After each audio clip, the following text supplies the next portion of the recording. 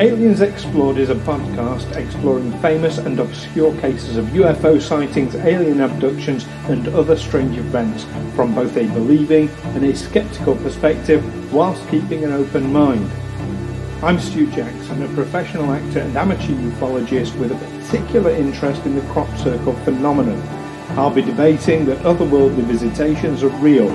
The truth is out there.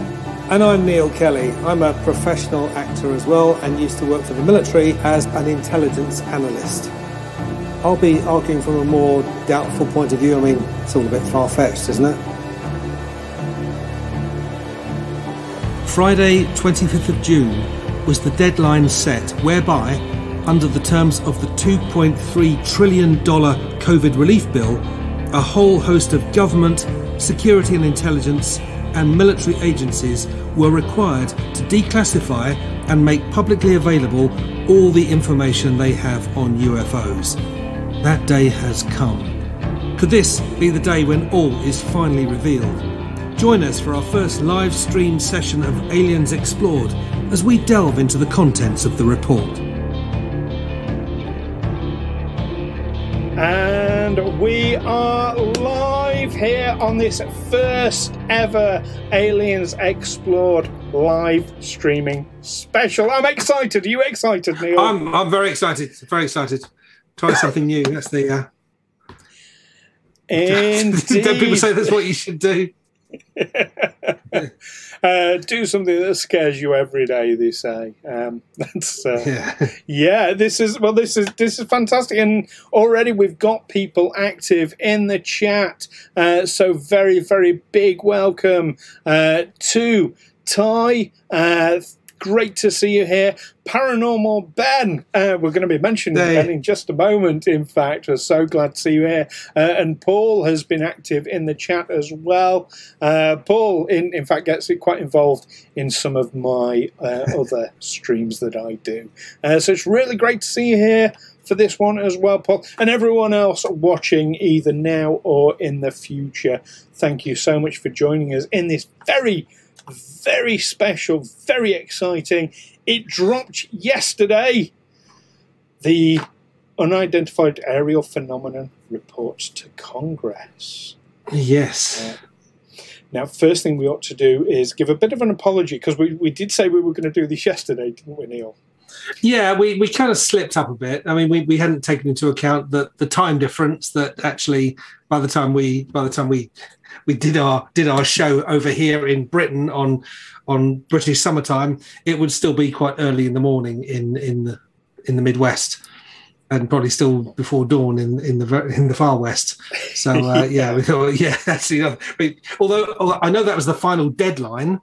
No one said it was going to be the day when they did it, but we thought we should at least give them up until the mark. We'll wait till. We'll have to put it back a day, and thank you for everyone for bearing with us. Yes, it was a bit of a last-minute decision, and really well timed, because as it was, if we had have gone ahead as we'd planned, the report would have dropped while we were halfway through the stream anyway. So, it's much better timed like this. So yes, as Neil says, thank you everyone for your forbearance with this. So first thing we wanted to mention, and actually Ben has mentioned this in the chat already, about the song, about the theme song, because this is like the first time we've played it properly, isn't it, Neil? Yeah, it's just been clipped before. It has. So it is by a very, very good friend of ours, Darren Mafucci, who we do another podcast with, don't we, Neil? We do. Very, very talented musician and composer, and a great role-play gamer. He is indeed. So if you have an interest in role-playing games and want to hear Darren himself, then you can go over to talesfromthe20side.com and hear us chucking some dice and throwing shade at each other. I mean, especially absolutely. And his character mainly punches things and people, which probably isn't the best thing for a musician to be doing. Someone who might rely on his hands for the fine art of creative music. Most of the musicians I've known are a bit punchy anyway. Well, maybe it's just the people I hang out with. I don't know. Yeah, do you hang out with drummers? I mean, they can kind of get away with it. No, musicians. That's the old joke, isn't it? What do you call someone who hangs around a load of musicians? The drummer.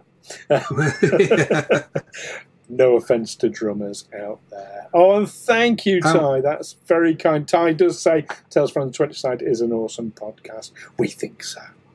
We do. We do think so. But the music that you heard, so our theme song is a track called Searching for Monsters that Darren has created. It's part of his album Lockdown, and you can find it by going to searchingformonsters.bandcamp.com. And I'm sure Darren will be very, very pleased to hear from you any thoughts you've got on that. So there we go. Paul has said, someone has else asked, did you used to be an RP actor for the MOD? Yes, I did until a couple of years ago. Do we know each other from that? Yeah, for about 7 or 8 years. Yeah, I did that job. Yeah. Interesting. So, I'm wondering. You're now wondering who Paul is, aren't you? Paul says he thought so. Think of a couple of Pauls. Yeah, I've tried to disguise myself. This is my lockdown look, my lockdown beard, but obviously didn't fool Paul. It's your mirror universe evil. Yeah. So the next thing we wanted to mention, I'm so pleased that an RP actor is a role play actor. Ty, it is absolutely yes, role play. Well, Neil, tell everyone what you used to do as a role play actor for. Well, the stuff you can talk about at least. The stuff I can talk about, I'll say in the blandest terms that for training purposes, there are certain situations that soldiers in certain roles have to learn how to do, and I suppose it's the same with police officers. It's best if a police officer, when they interview their first witness or suspect, that they're not doing it for real. They're actually practicing on someone. And it's the same with the military, that they get to practice certain scenarios. And a Paul who I worked for had been able to persuade the MOD that actors could do this a lot better than just what they previously used to do, was just find some squaddy kicking around the base who's just waiting for an assignment somewhere and say, right, you come in here, here's a script, go in there and try and be convincing. They found it was actually better to get proper actors. He was very good at it. Thank you so much. Paul definitely knows you then. Paul definitely. Although he says you're good at it. Sure he doesn't. I'm sure you got me mixed up with someone else. Excellent. Oh, and Ty's brother did Northern Ireland training with actors simulating riots. I've actually done a little bit of that myself with the MOD. Sort of more group exercises. I mean, they quite often use squaddies for that because they can get away with beating them up. When they're practicing snatch squads and things, which you probably can't do so much with a delicate actor who's going to go and complain to Equity if you rough him up too much. So this was more. It was more a kind of verbal interchange. We called it management training. Yeah. in inverted commas. Fantastic. So moving on to first thing. Sorry, I'm not even gonna segue. I'm just gonna change subjects, which is not very professional, but there we go. It's really good to see Ben here because I have a bit of a correction to make. So a few episodes ago, we mentioned Ben, and I mentioned about him being a professional paranormal investigator. Now I stand by my statement because when I was saying a professional, I meant professional in the techniques he uses, in his style, in his diligence, should we say. But Ben did message us and say that as a correction, he does have a day job. Doesn't do the paranormal investigation for financial. So not a professional on that level, but I still stand by professional. But I think as Ben actors we can qualify that. Yeah, as actors we can understand the concept of being professional and not getting paid for it. Well, we understand the concept of people trying to get away with not paying. Yeah. Yes. Payment in kind sometimes. Yeah. But Ben has been so kindly sent us some gifts. So obviously Ben runs Central Utah Paranormal and sent us some lovely fridge magnets and stickers, which I've still got yours, Neil. Because we haven't seen each other yet because it's still lockdown. Yeah. Isn't it, here in the UK? It is pretty much. You've had your second injection now, haven't you, Neil? A long time ago. Yeah, I had my first one in February, second one in the beginning of May, I think. Right. I've just had my second one April. brought forward. It's going to be Monday now. Monday afternoon, Nice. I get the second one. So excited. Yeah, I mean, it makes sense that you would have yours before me because you are a lot older than me, aren't you? Yeah, I got bumped up the priorities, yeah, because Retirees. because of my and all advanced that. years, yeah. I'm a vulnerable adult. Yeah. Yeah, you just don't look older than me. That's the difference. I've looked after myself. I moisturise. No amount of moisturiser in the world's going to help me, I don't think. There we go. Now, the next thing we wanted to talk about today, before we get into obviously it's a big event, this, our first ever live stream. But before we get into the report, wanted to give you all an amazing opportunity for a competition and to win actual prizes. Now, it comes down to our artwork for the show. There it is in all its glory. Unmodel it a bit. Yes, it's on our it, T-shirts as well, but it's there on screen.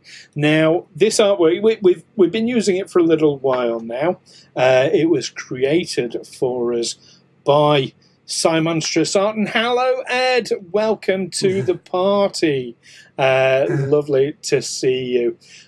So yes, this artwork was done for us by Monstrous Art, and you can find more of his work on his Patreon, which I've put a link down below, and also on his Twitter feed and Facebook. All those are down below, so you can find Si's work.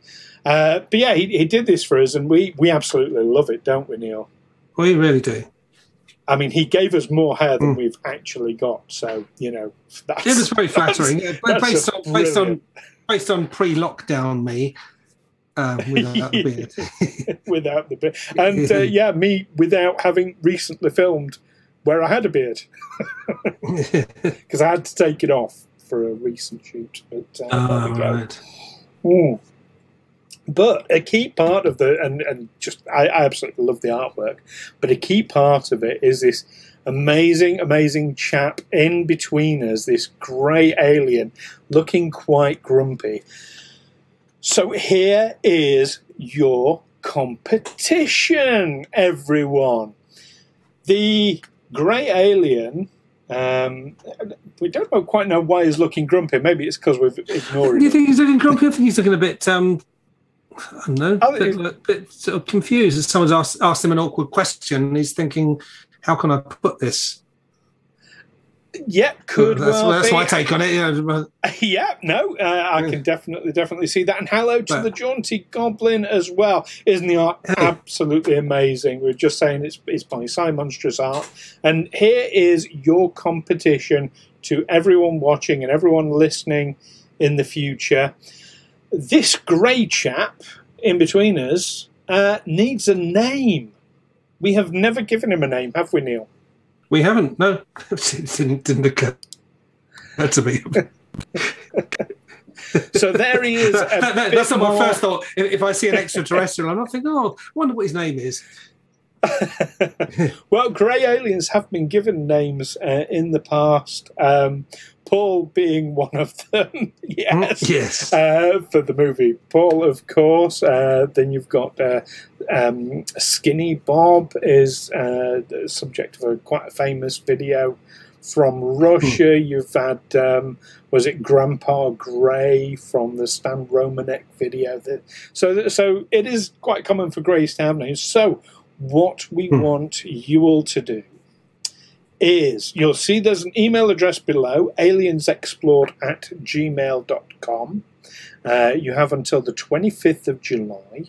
And what we want you all to do is email us with what you think this alien should be called.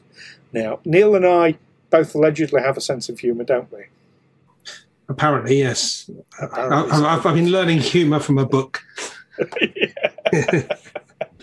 So funny names are probably going to be quite good. But come the 25th of July, when the competition closes, well, come the 26th, we will be picking our favourite. And whoever's name we pick is going to win a T-shirt, just like ours. Yay. Isn't that fantastic? I think it is.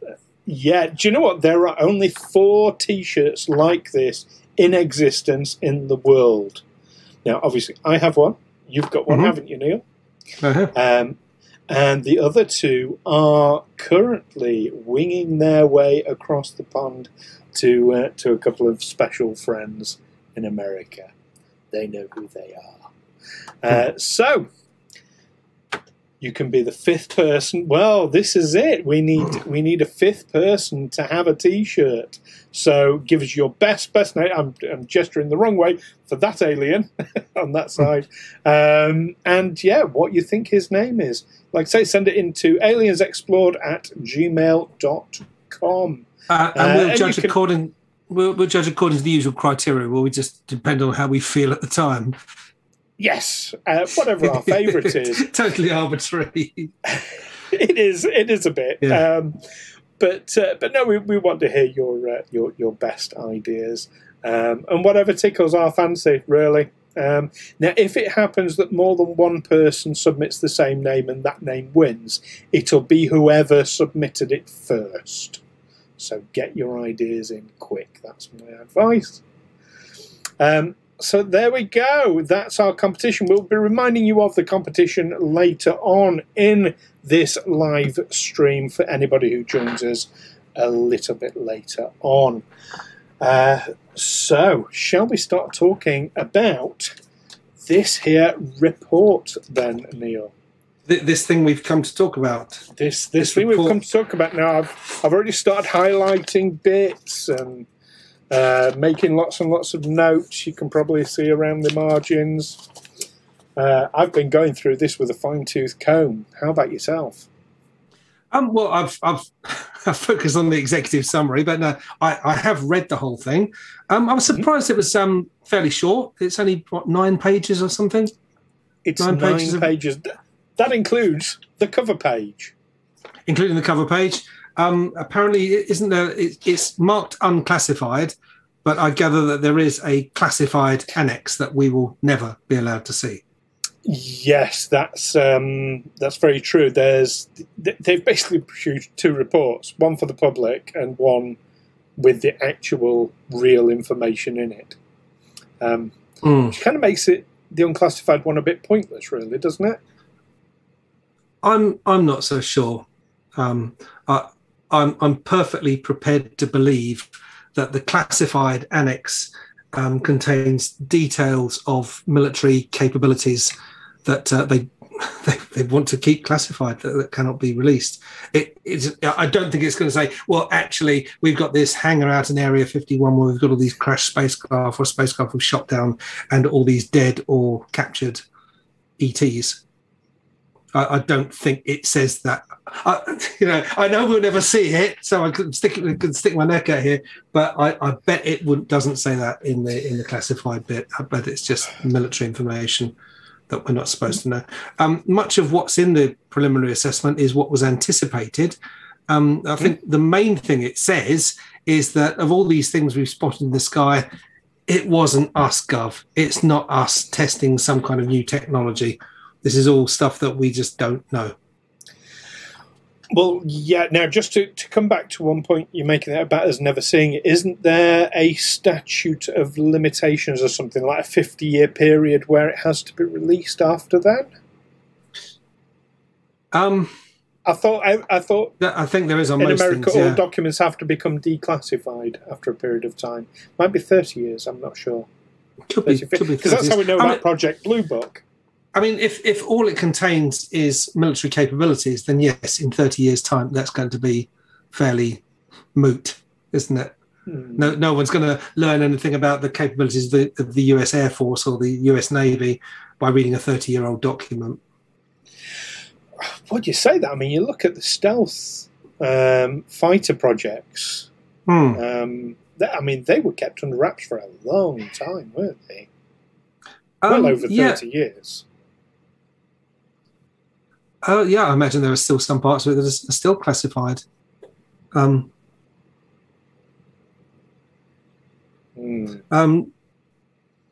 the Jaunty Goblin has commented, when you look at the equivalent UK report from 10 to 15 years ago, likewise has a redacted section. Mostly, here's how the Russians, Chinese, etc., might be manipulating what the phenomenon is. So, well, yes, you've got an alien behind you. Yeah, he likes to get involved in this kind of thing. He does. I think you ought to introduce him to the to the viewers. Hey, Scaramanga, you coming over to say hello? Here he is. Great name. There he is. There's Scaramanga. Scaramanga. I get to see Scaramanga quite a lot because he does get involved. He does get involved. I think he likes to go out this window. It's a favourite window to sit on. However, there is a kid who lives next door but one who every day she will go out and she will start playing something, and then the next thing you hear is her crying, and this happens. This happens on a regular basis. So I shut the window when she was crying. Let me just open it for him on the okay, no worries. Yeah, just a little bit. No worries. And Ty, it is an awesome name for a cat. Neil and I both James Bond fans, aren't we?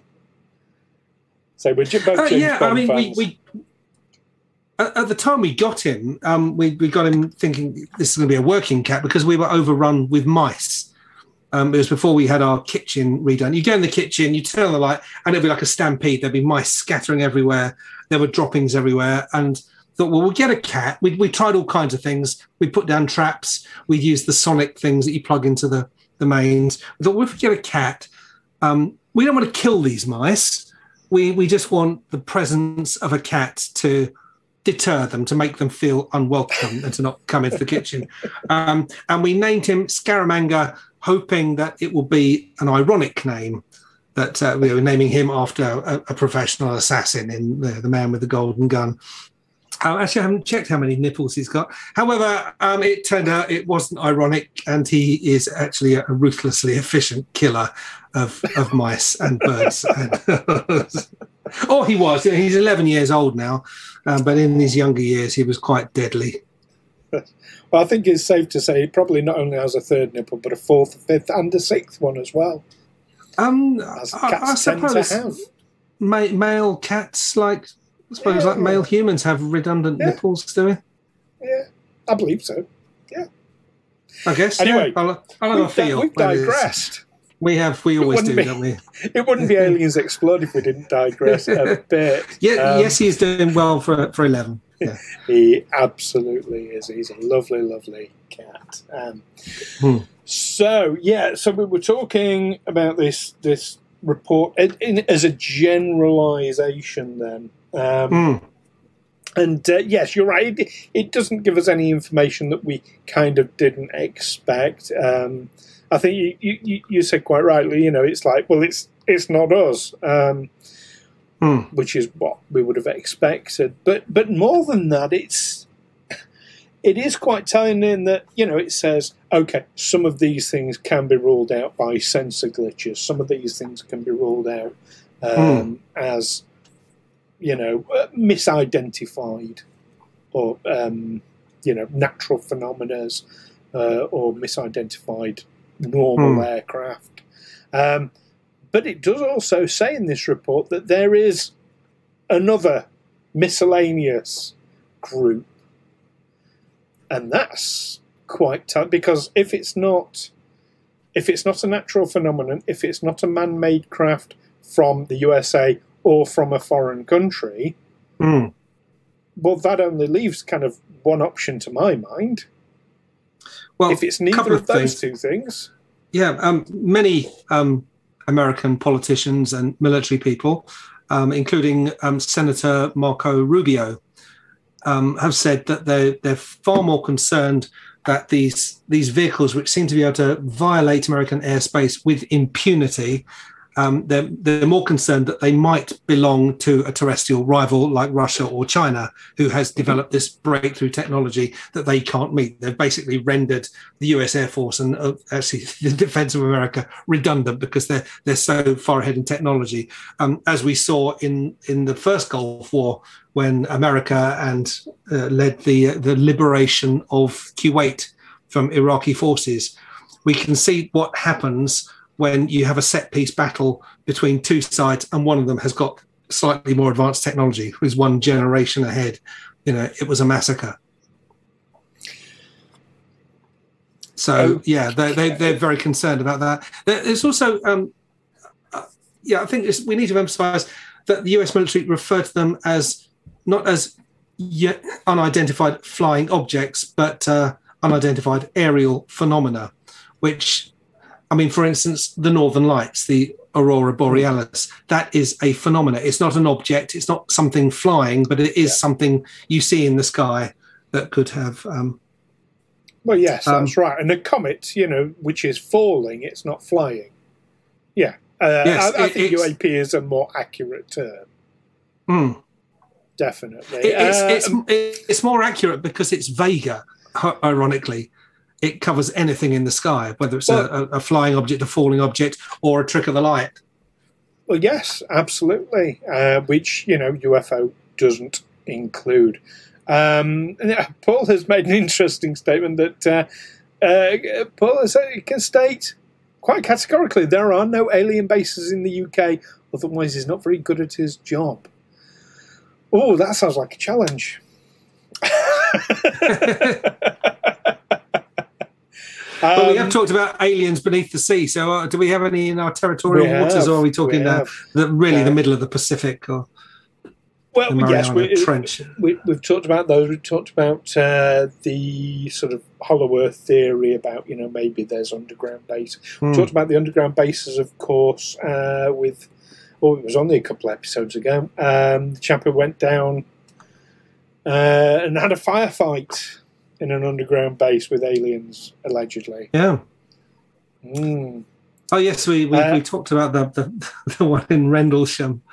Well, it's not an alien base. It's an MOD base where there was a UFO encounter, or UAP encounter, I suppose. Yes, which was, what was that, 20 years ago? Yes, something like that. We talked about that a few episodes ago in some detail. Ty has asked an interesting question. Is there much of a UFO culture in Russia and China?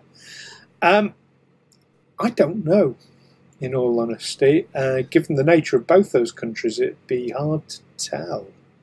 Well, a hobby that is popular in Britain that is really not understood in other countries is plane spotting. That people have been arrested in countries like Greece because they've been noting aircraft serial numbers and things. And the Greek authorities, when they arrest these people, find it very hard to believe that you're just doing this as a hobby. This is information that would be useful to an intelligence agency. I imagine it would go down even worse for you in somewhere like Russia or China or Iran or Saudi Arabia if you were taking too much of an interest in what happened to be flying in the sky. But I suppose being out at night looking for lights in the sky, that's not quite. It's not the same as nestling down by an airfield with a pair of binoculars and a notepad, is it?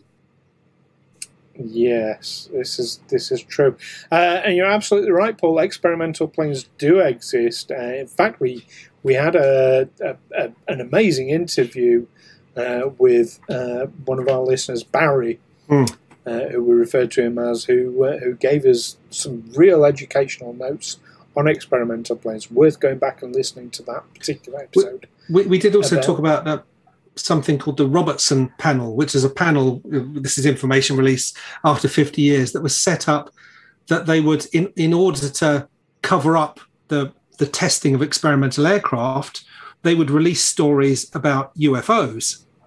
The American government released stories about UFOs, and then when people started talking about how they'd seen something strange in the sky, they would be given psychiatric care.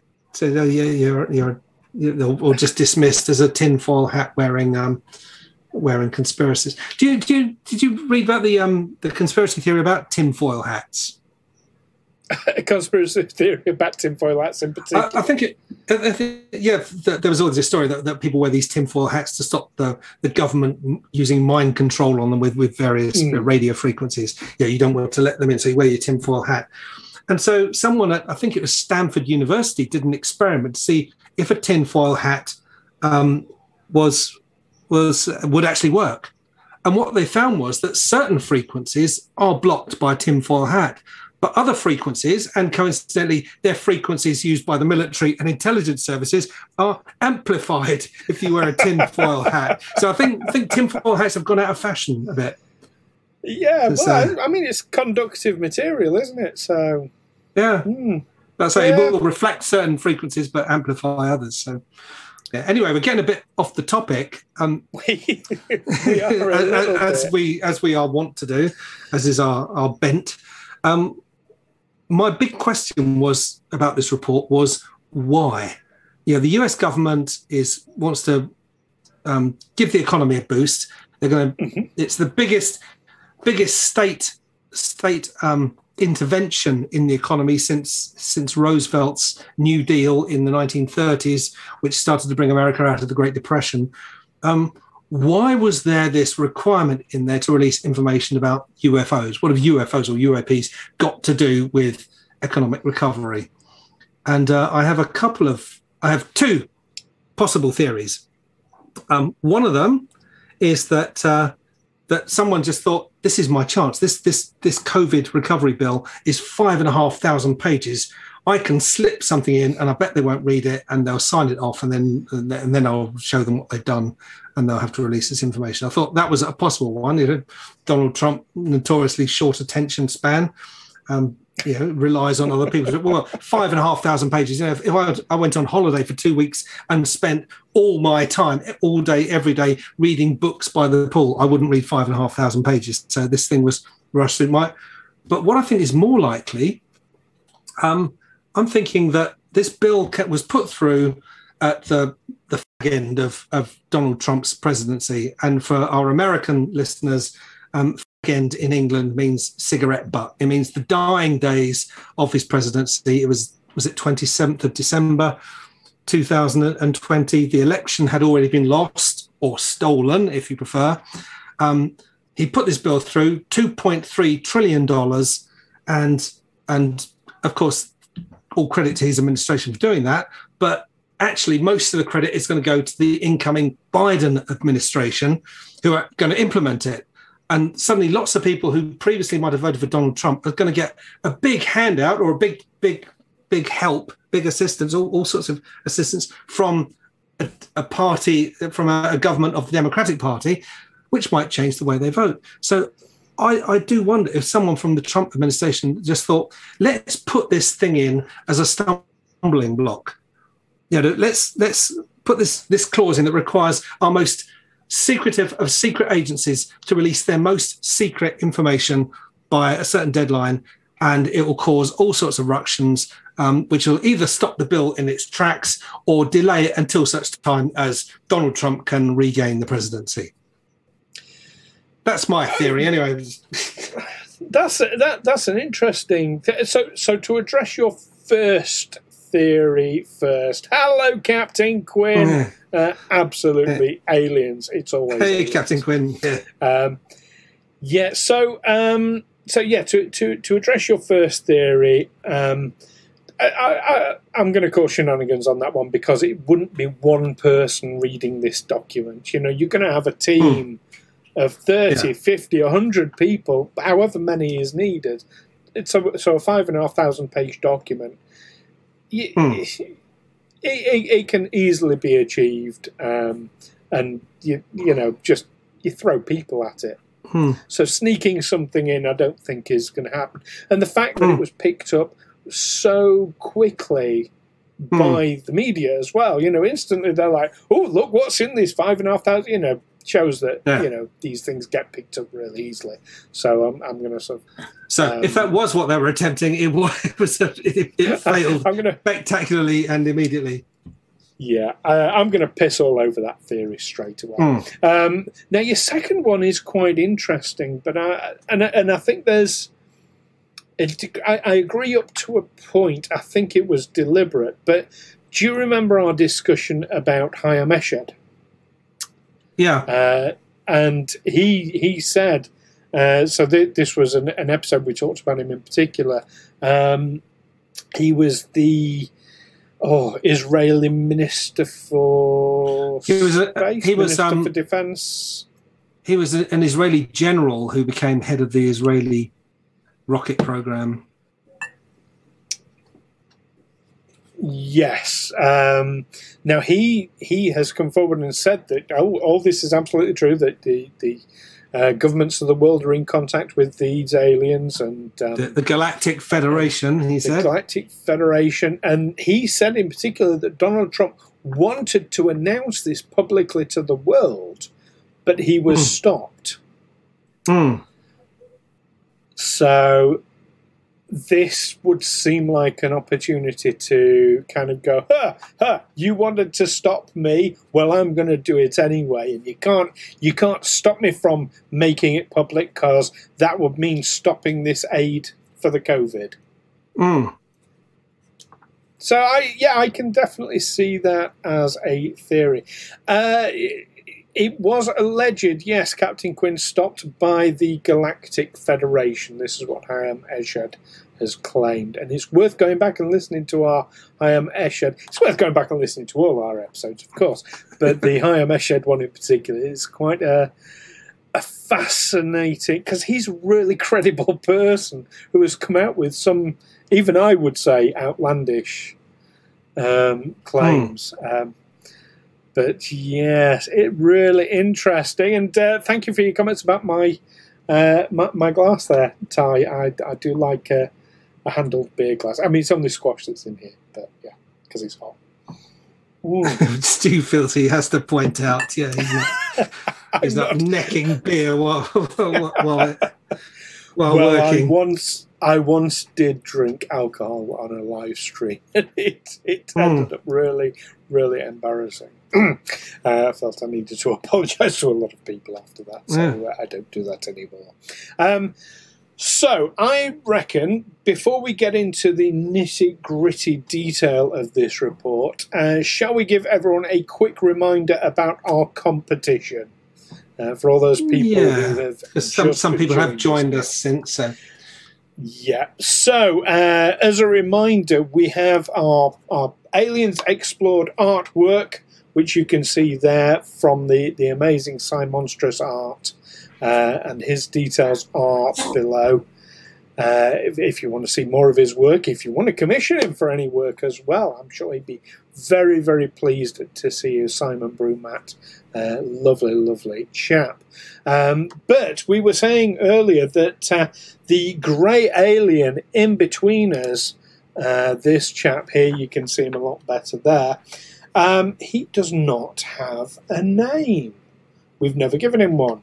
So we are running a competition until the 25th of July this year to give him a name. All you have to do is email us at aliensexplored@gmail.com. Give us your ideas for a name for this. Yeah, he is a grey alien, but give us a name, and we will pick whichever one we think is the best. You know, it might be the funniest or the most touching or whatever. Just blow us away with your ideas, and the winner will receive a T-shirt like ours. Very, very just model it here. You cannot buy these T-shirts. That's it. Yeah. With our ugly mugs on it. They are called grey aliens, that is the classification, but we want this particular chap to have his own individual name. So there we go. So yeah, email us in with that one by the 25th of July. We did mention earlier that if we get two people come up with the same name and we like that name and that name wins, it will be whoever has emailed us first with that name that wins the T-shirt. So do get your ideas in as quick as possible. And also, you can enter as many times as you like, so come up with as many different names as you want. We'll be happy to see them all. So there we go. That's the competition. So shall we get into some of the nitty-gritty detail of this report then, Neil? Let's do that, shall we? So the first thing I'm going to point out, right, it's on the cover page itself. I've highlighted it and made my notes, right? It says it is a preliminary assessment. So it's not the actual report then. Oh, Jaunty Goblin, it has been lovely to see you. Thank you for joining us. This will be available, obviously, on video on demand on Twitch for a couple of weeks. We'll be putting it on YouTube as well. And, of course, we'll be doing an audio version on our usual podcaster stream. But thank you for joining us. Yeah, so preliminary assessment. So it's not the actual assessment anyway. That would explain why it's only 9 pages, including the cover sheet. It does kind of hint that there's more to come, doesn't it? That yeah. This is just what we're going to, just what we can. This is what we've had time to put together in 180 days. Yeah. Yeah. I mean, if that's all they can do in 180 days, they want sacking, because I can write a more lengthy report than that. Yeah. But So there we go. I want to talk about the methodology they use, because they insist that they standardized the method for reporting UFOs or UAPs in about 2004, which... yes. Now, that's an interesting... I'm going to come on to that one. Let's go through page by page. Okay. So is there anything on page 2 that has jumped out at you?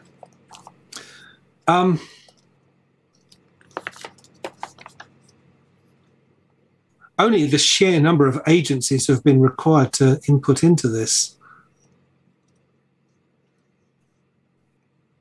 Oh yes, the oh no, it says who it's. Oh yeah, from the USDA, the DIA, the FBI, the NRO, NGA, NSA, Air Force, Army, Navy, Navy ONI, DARPA, FAA, yeah, so on and so on and so on and so on. There are quite a lot of agencies, but to be fair, if it's going to be a substantive report, not just a preliminary one, but a substantive report, then yes, you would hope that they're going to get as much information from as many different places as possible. And I assume, and this is from watching Hollywood movies, that these government agencies, and especially intelligence and security agencies, don't like cooperating with each other. So they might have standardized the method for reporting these phenomena, but they won't be sharing it with each other. They haven't really standardized, but like I say, we'll be coming on to that one. That's on page... because it doesn't say that all these agencies input into one standardized system for reporting. Well, UAPs. they say they don't. I'm gonna challenge that, but like I say, that's page 3. On page 2, though, There's two things, well, three things actually that strike me. First of all, they're saying that this is a report, an intelligence assessment of the threat posed by unidentified aerial phenomenon. So it's only a report on the threat, not a report on unidentified aerial phenomenon.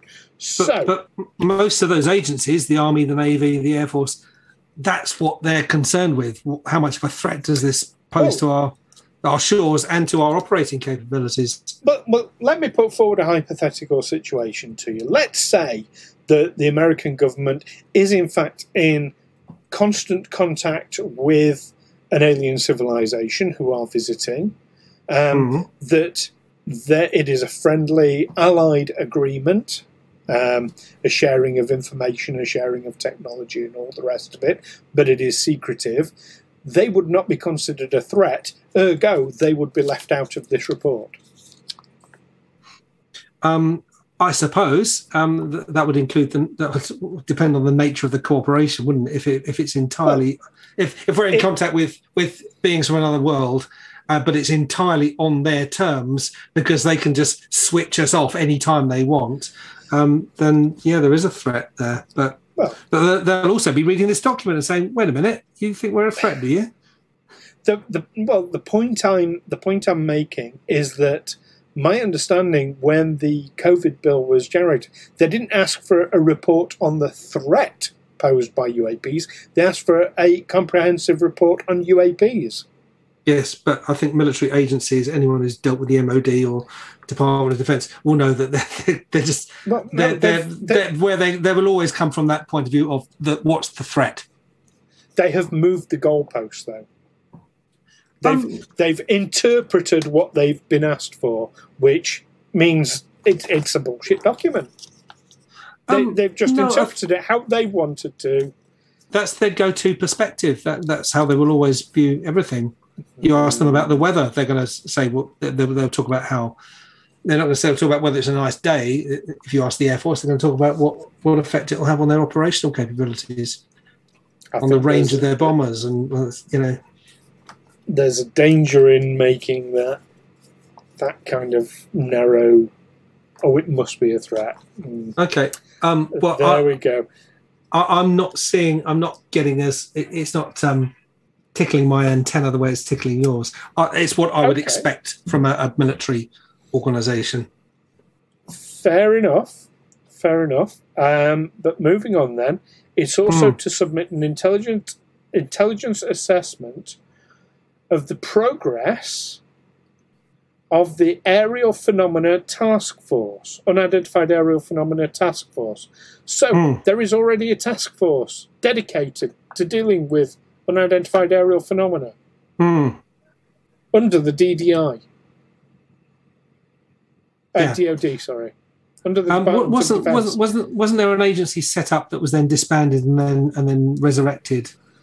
There's been a number over the years, Project Blue Book being one of the most famous ones. But because they've standardised what they call the data set, the reporting incidents occurring is only from November 2004 to 2021. So nothing before that, because that's the thing. They haven't standardised it. It's not. I mean, this report even says they haven't actually done it. They talk about it, but yeah, Majestic 12, as Ty says. That's another one. Majestic 12 haven't been around for a long, long time, though. And no, I get that Captain Quimmer's comment about, ask the Air Force about weather, and they'll tell you about, how it affects air traffic and procedures. And I get that, but my point is that the COVID bill clause just asked for a report about UAPs. Didn't ask for specifically about threat analysis. Threat analysis would form part of that, I agree, but there is a much, much wider scope there. That's my thinking. And yeah, I want to know who the UAP task force are. How long have they been operating? They would standardise the data collection method or the data set they're collecting for the same reason that the health service will standardise its collection, the police, everyone. But it's so that you've got standard data that you can search. you know, right. but what it does on the one hand, no, let me just finish what I'm saying. On the one, if you standardize your data, for one thing, it's every incident has been reported in the same way. It has the benefit of it makes sure that everything that you think might be relevant to such an event is recorded. You're not just relying on the pilots or whoever spotted it. You're not just relying on their memory that there's something that they didn't think was relevant, so they didn't mention it. But on the other hand, by standardizing it, you might be cutting out there might be extra stuff they wanted to include, but there's nowhere in the form for it to go. Okay, that's what I'm. Yes, well, so I know standardized reporting. You're really focused on this standardized reporting thing. So let's jump out to page 2, and we'll come back to page 2 because there's more on that I want to talk about. Okay, but yes, they do talk. So it says in the report that there's a limited amount of high quality reporting, that it isn't standardized, that as you rightly said, they talk about. It was the Navy, wasn't it, that started standardizing in 2004. That the Air Force have sort of picked that up a little bit as well. So therefore, right, this report is only focusing on reports from 2004 to 2021. Well, how bloody convenient is that? Because what that ignores is literally hundreds of years of reports. A question comes up here from, I hope I'm pronouncing it right, from Fomiga. Do they look at it from a global perspective, or from Thai? Do they look at it from a global perspective or just as a national one? We can answer that. It is a national one because of the departments involved. They are with national security. But for instance, if a US Navy ship spotted something when they were in the South China Sea, oh yes, it would still be. They would still be reporting it. Yeah, because it is the US Navy that's reporting it. So it's national. Yeah, it could be international. Yeah, it could be an international report made nationally. And the CIA is international. In fact, they're not supposed to operate within the borders of the United States. So, if they're reporting on it, of course they're going to be reporting on. But I guess national in the broadest sense that it's American agencies. It's not going to be anything that's reported. I've just checked. The CIA are not amongst the agencies that have contributed to this report. Ah, right. That looks like does not include the CIA. But let's look at this standardized reporting then. So, the first question I'm going to ask, they're saying there is no standardized reporting. All right. So, what the hell have Project Blue Book been doing in all this time? What the hell were Majestic 12 doing in all this time? What's this UAP task force? What have they been doing if they've not generated any standardized reporting? They talk about the limited amount of reports. Limited? You had Lieutenant Ryan Graves talking on TV on 60 Minutes not weeks ago, talking about a UAP every single day over a period of years. And they're talking about a limited amount of reports. In fact, they mention only 100 odd, just over 100 reports. What's happened to all the rest of them then? They talk about no high-quality reporting. What, do pilots not count as high-quality reporters then? Do police not count as high-quality reporters? What would count as high-quality? Sorry, I'm getting quite passionate about this. Yeah. But they say the limited amount of high-quality reporting on UAPs hampers our ability to draw firm conclusions. What do they want? You've got pilots reporting daily. You've got police reporting on a very regular basis. So what are they they're they're talking bullshit in this report. Absolute bullshit. Well, maybe someone will leak something. So yes, they're claiming they haven't recorded the data, so they don't have to report it. And that has been shown to have happened under Freedom of Information requests as well, that you ask for a certain amount of information or on a certain subject, And the response is, oh, sorry, we don't have any data on that. We don't collect data. And actually, that's not true. Yes, and Ty makes an excellent comment there. The pilot who chased the Tic Tac UFO that we watched and talked about in one of our episodes. And Captain Quinn talks about the astronauts who have reported UAPs. What would count as high quality to these people, really? Well, they say we were able to identify one reported UAP with high confidence. In that case, we identified the object as a large deflating balloon. So what's their definition of with high confidence? That they could actually work out what it was and dismiss it as terrestrial in origin? Well, I mean, you're saying that there's a number of what I'm considering smoking gun paragraphs in this report. And one of them is right here on page 3. Straight under where they've talked about, we're only going to look at reports from 2004 to 2021 because that suits us better. It says, and I'll read the paragraph out in full. Most of the UAP reported probably do represent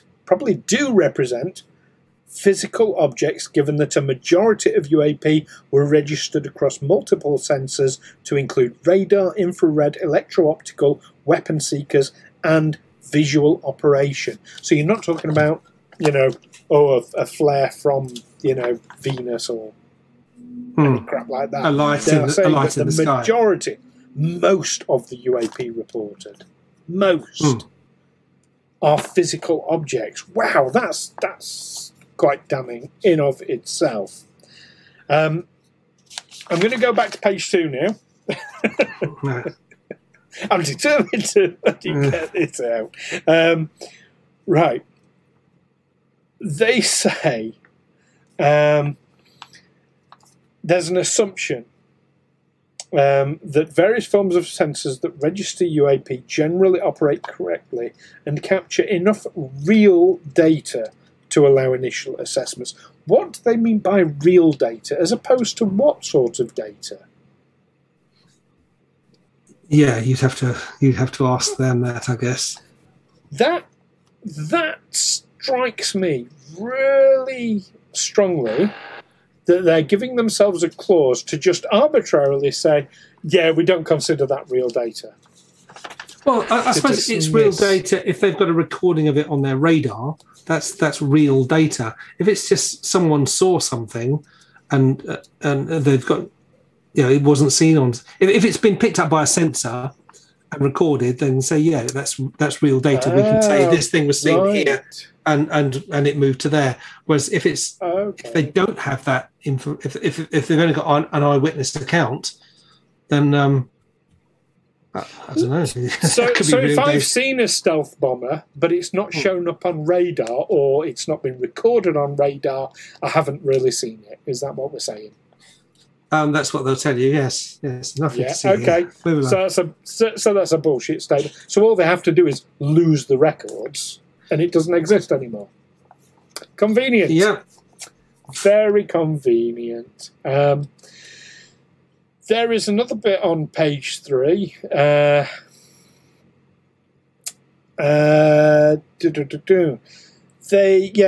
they said that this unique tailored reporting process was required to provide sufficient data. As you say, this standardized process. I'm going to come back on that. And I agree with you, Ben, it is such bullshit.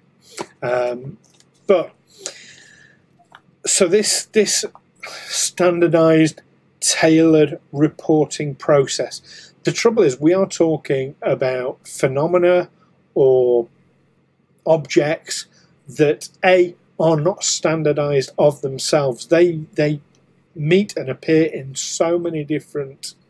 There's so many different kinds of UFOs or UAPs out there, from orbs and plasma balls through to physical craft. How can you have a standardized reporting procedure for something that is not standardized?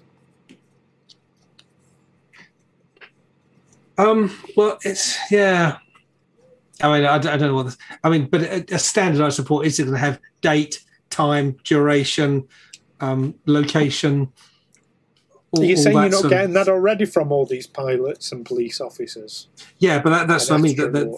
Yeah, but that's what I mean is that at a mundane level, a mundane administrative level, they're making sure they're ticking all the boxes about what was seen and where and what it looked like and how big and how fast. And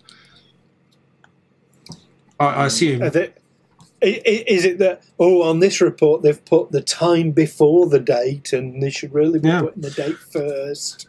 It probably, So therefore, let's dismiss this report that, would give evidence. As you say, there are so many different kinds of aerial phenomena that by standardising it, they could limit someone's ability to actually report what they saw, because there isn't a box there for this thing, this extra information they want to add. Or if there is, it'll just be any other comments and it won't be searchable. Yes, there's that. We're getting some really interesting comments in the chat, by the way.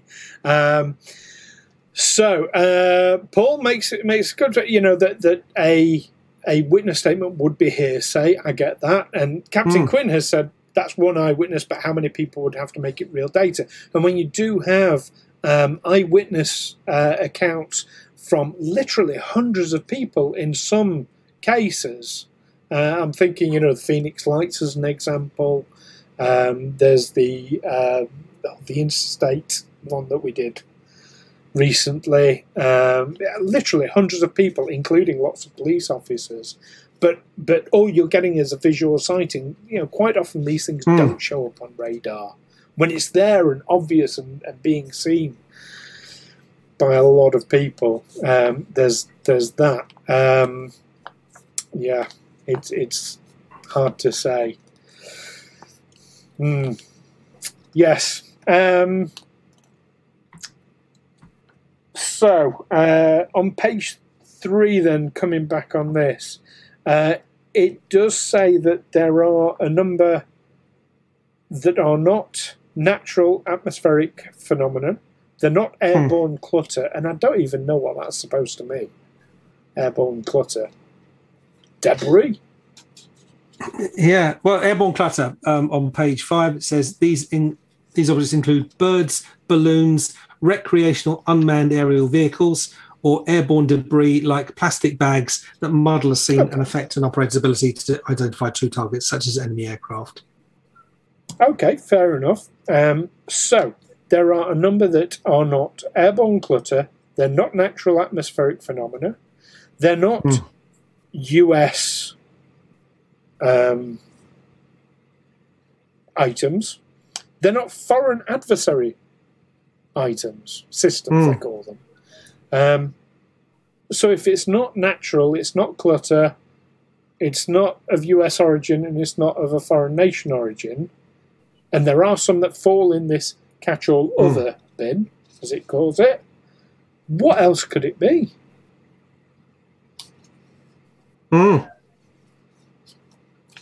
I mean, that I find a bit of a smoking gun. They also go on to say on page 3 that UAP clearly pose a safety of flight issue and may pose a challenge to US national security.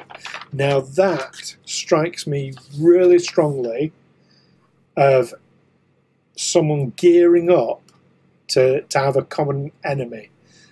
Rather like Farage did in this country before Brexit. Oh, look, you've got a common enemy. These people are coming over, taking your jobs. Now it's going to be, these aliens, they're coming over here and, causing near misses. It's a threat to national security. Well, they're always going to say that. I mean, there was a Guardian, a report in the Guardian about this report, and it was saying that that the Pentagon have spent an awful lot of money on things that haven't really given any benefit. I'm just going to find what it where it said it, but huge amounts of money on. Was it the F-35 aircraft? Billions on that, trillions on the war in Afghanistan, which they're now just returning home from, and the Taliban appear to be taking over. They need to justify a new budget. They need to. The Pentagon is always going to be coming up. They will always come up with a threat aspect, but a threat could also be at a much more mundane level. Someone flying a drone near an airport. That's a threat. It's not a weapon, but it's something that could cause people to die. Yeah. It's an unauthorized aircraft. Well, that's fair enough, but we know that the language you use with the public, with the general public, is vitally important. And looking into the language that's used by these people when they make these statements, by politicians in particular, usually betrays their true intentions. Well, we have a political economic system that pretty much requires an enemy for our governments to justify their existence. If there was no perceived threat, if they can only get away with what they get away with because they will claim, well, they're protecting us in some way. And that's. I mean, on your recommendation, I watched Close Encounters of the Fifth Kind, where a chap called Simon Greer, who's got a bit of a bee in his bonnet, to say the least, is determined that the US government is, if we need to form a world government, a single world government, we need to have an external enemy, and he believes that we've been programmed for years to see UFOs as dangerous, as a threat. Mm-hmm. How many sci-fi films are there where the aliens invade and wipe us all out? I don't think that is part of any centralized program. What I think that is that once makers of horror films in Hollywood and Britain and elsewhere had kind of run out of all the various options for Dracula and Frankenstein, or whatever, they said we need a new monster, and suddenly in 1947 you got the Roswell incident. Oh, flying saucers! They came from outer space. Let's make aliens the new monsters. Yeah. I think it was. I don't think there was a concerted program to say, no, we need to get the public ready for the idea that if anyone comes from another planet, they've come to destroy us, and we need to be ready to fight. Well, you only need to look at the fact that at the height of the Cold War between America and Russia, you've got Gorbachev and Reagan, and they agreed. I mean, it's in a signed agreement that if the planet is threatened by aliens, they will set aside their differences and work together. That's in an actual signed document between the two of them. So yeah, this boogeyman, this must have an enemy to fight against. It's definitely a political strategy. Now, I'm conscious we're running way over time at the moment. So, anything else, sort of like skipping ahead through the rest of the document? Anything else? I think we might have to do this again.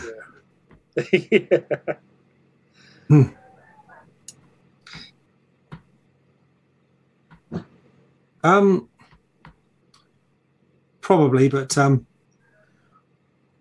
well, I'm going to draw your attention to a statement on page 5, where it says a handful of UAP appear to demonstrate advanced technology. In 18 incidents described in 21 reports, observers reported unusual UAP movement patterns or flight characteristics. And it goes on to talk about them remaining stationary in winds, moving against the winds, maneuvering abruptly, or moving at considerable speed without discernible means of propulsion. So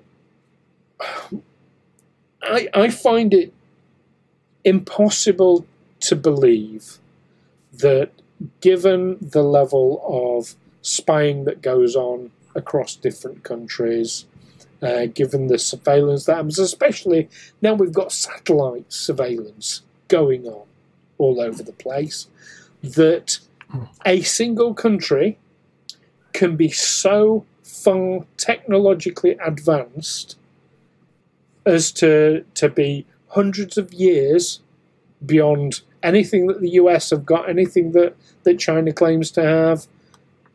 I mean, what is it, Wakanda? I mean, is that what we're talking about here? Because I just find that really, I just find it impossible to accept. Sorry, I've just got to close my door. It's suddenly getting noisy here. Okay. Sorry, I'm still recording.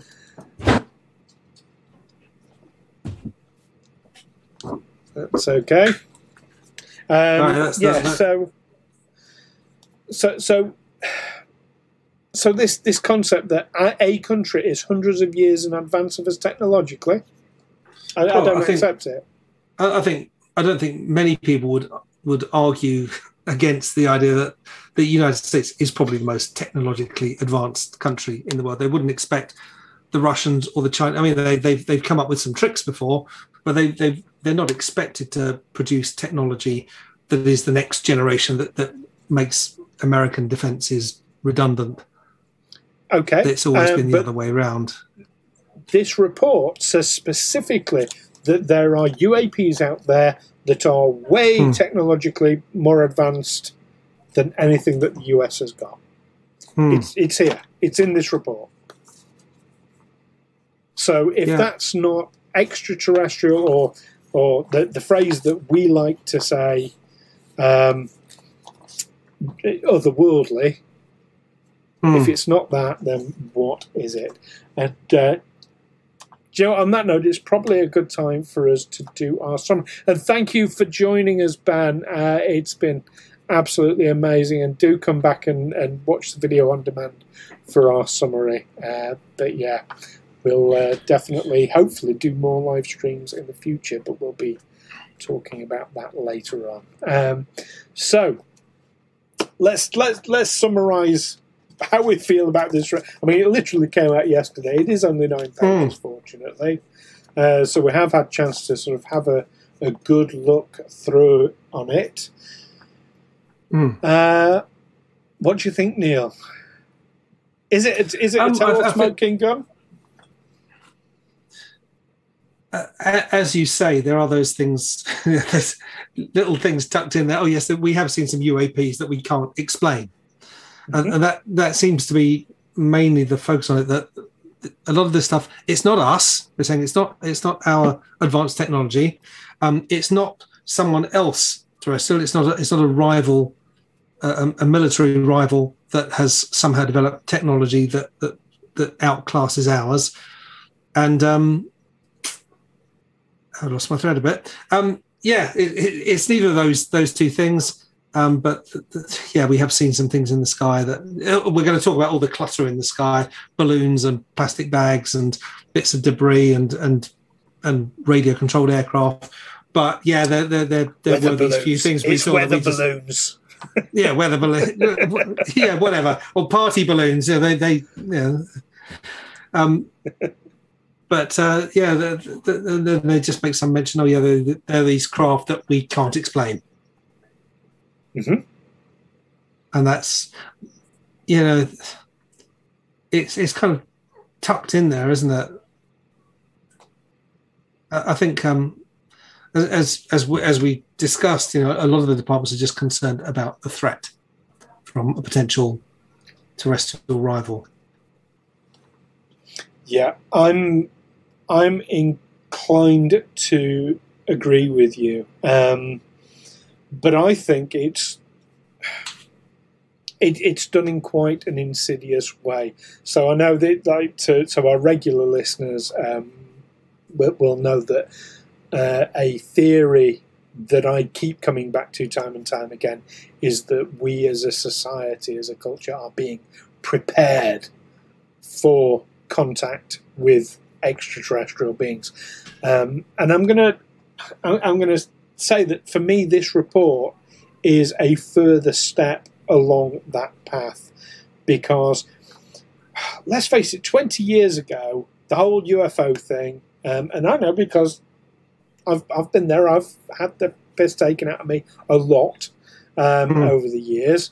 It was treated as a joke, and you had, governments and armed forces and all the rest, treat the whole thing as if it was one big joke.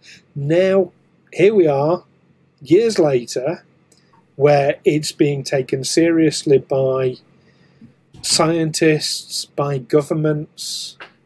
They're not admitting, oh yes, aliens are here, but you've had this ramped increase in acceptance that there is definitely something going on. And it's just heading so much in that direction that, one day they're going to say, and here's the aliens. We're so on a trajectory, and a rapid one, a very rapid one towards No, I'm that. not so sure. Oh, Ty says, yes, deployed plenty of weather balloons, and I can tell you they look nothing like UFOs. That a pilot seeing a weather balloon would know, oh yeah, that's a weather balloon. It might not be where it's supposed to be, but it's a weather. I know what a weather balloon looks like. But when you go and look at Roswell, and of course the Air Force themselves reported a crashed UFO, and the next day, oh no, it was a weather balloon. Well, I'm going to go. So it must be easy to misinterpret. Yeah, I'm going to go all lefty, and I don't think it's the powers that be who are preparing us for an encounter with extraterrestrials. They say that we can't tell people about the existence of UFOs and ETs visiting our planet from other worlds because there would be mass panic. I think the only people who would panic, well, would you panic?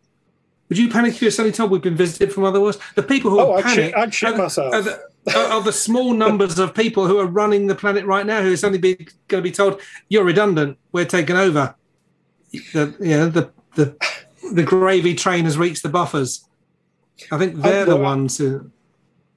I have to say, and this might surprise some of our regular listeners, I find the whole idea of UFOs and extraterrestrials absolutely terrifying.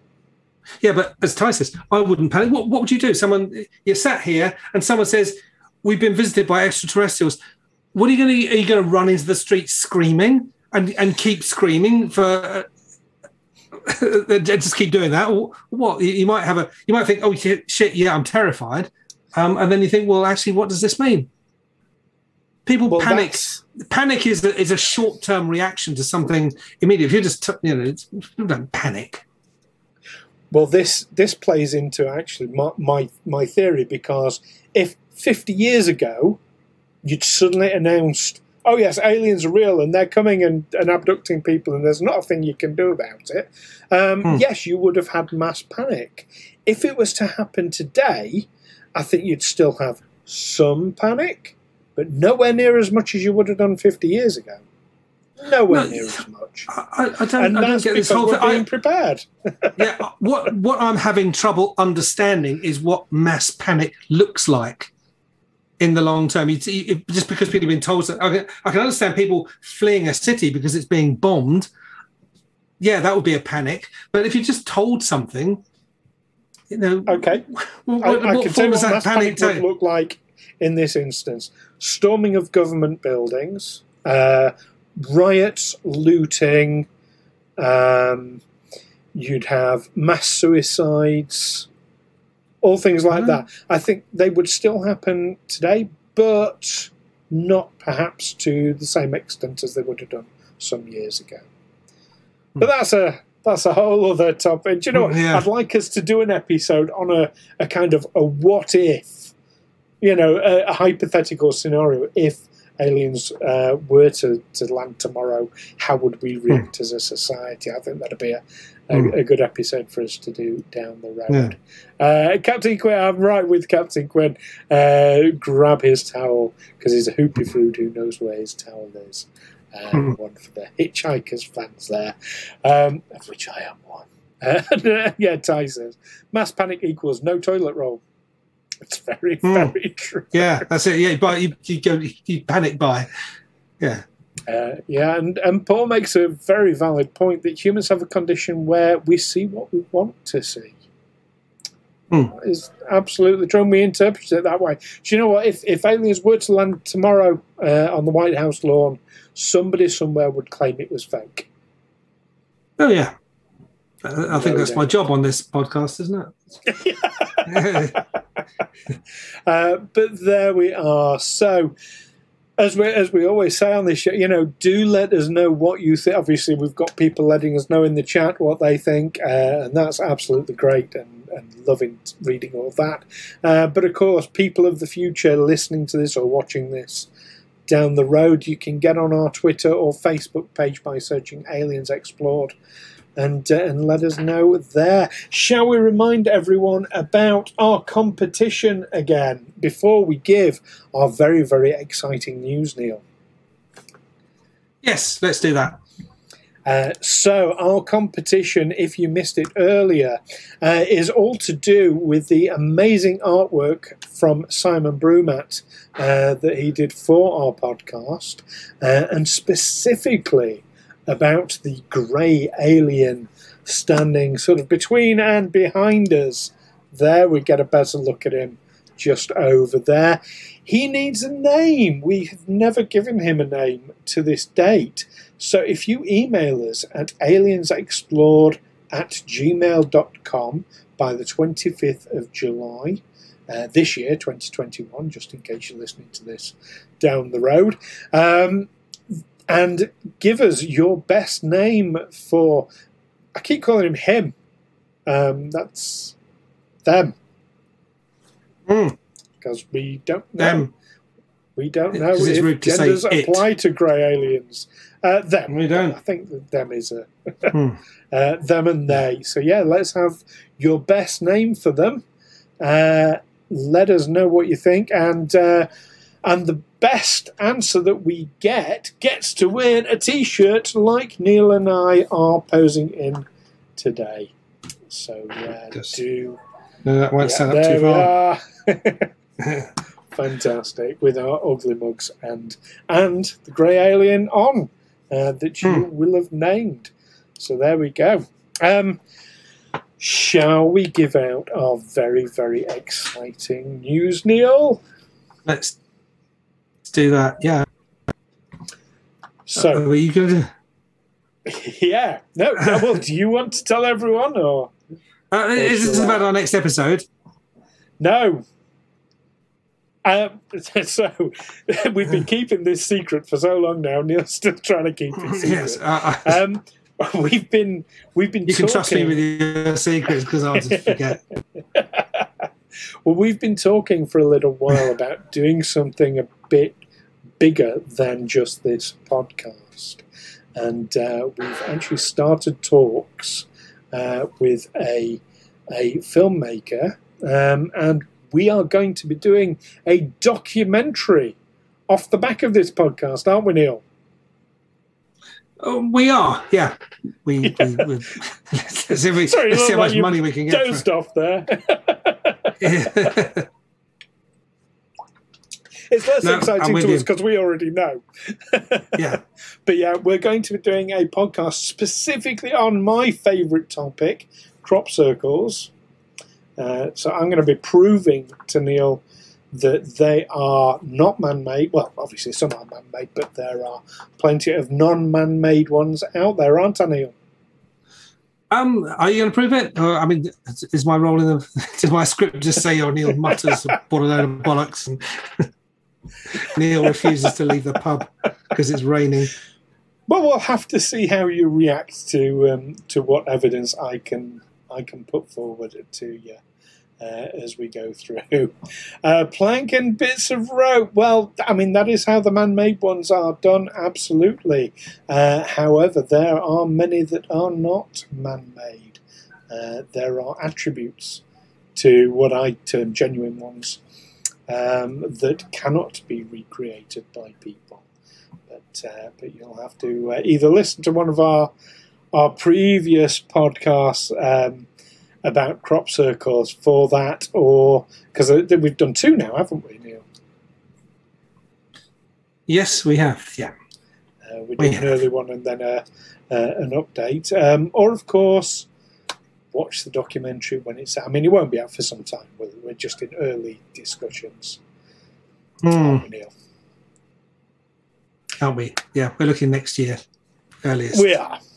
These things take time. They do, but we will be keeping you updated as we go through the podcast. So there we go. Well, this has been an absolute pleasure. I've really enjoyed it. Me too. Absolutely.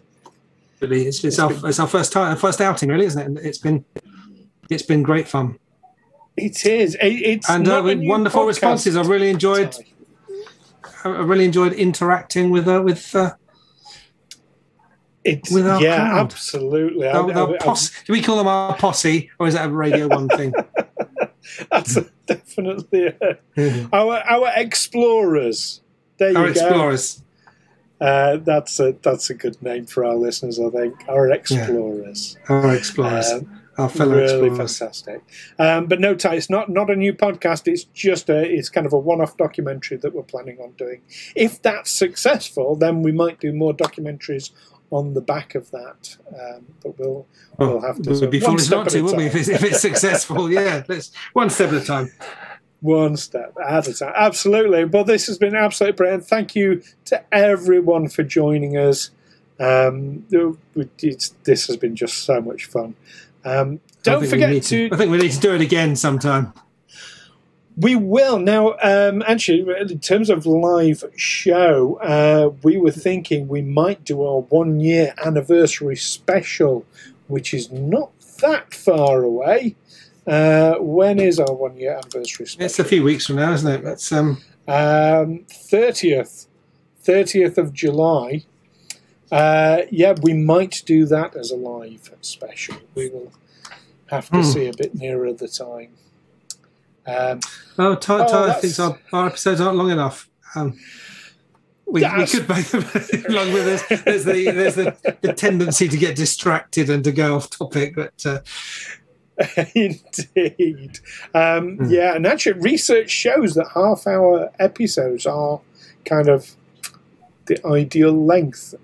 So that's what we aim for. We don't want to get boring and drone on too much. So, on that note,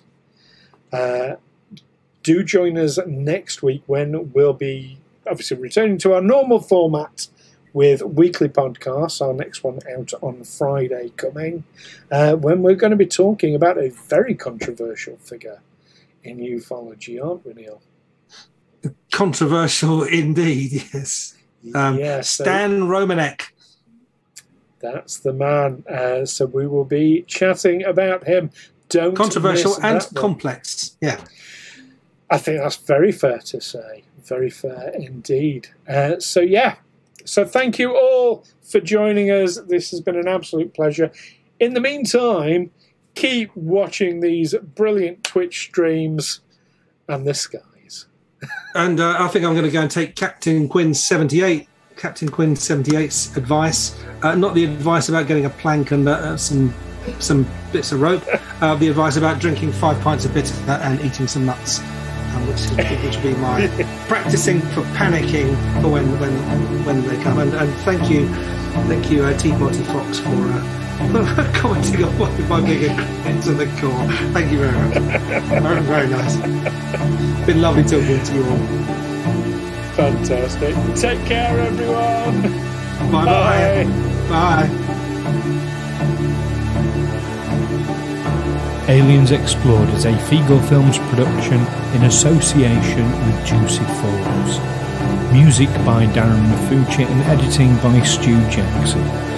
Find us on Twitter and Facebook by searching Aliens Explored or visit aliensexplored.com.